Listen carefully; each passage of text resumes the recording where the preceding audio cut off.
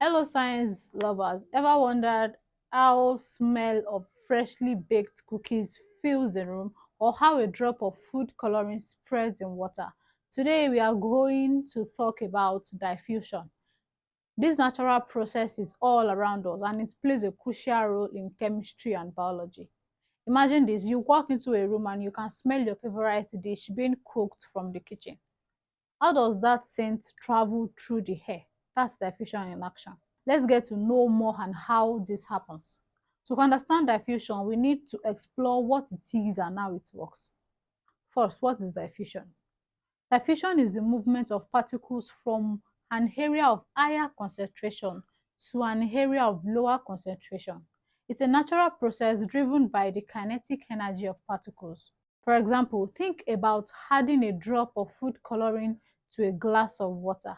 Initially, the color is concentrated in one spot, but over time it spreads out and evenly colors the water. That's diffusion at work. So, how does diffusion occur?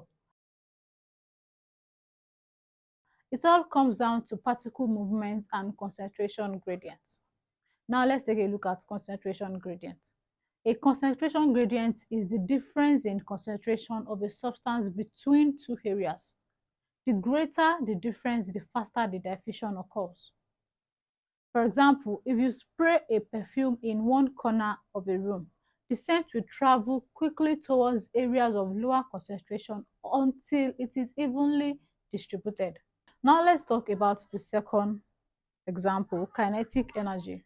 Particles are always in motion and their kinetic energy drives diffusion.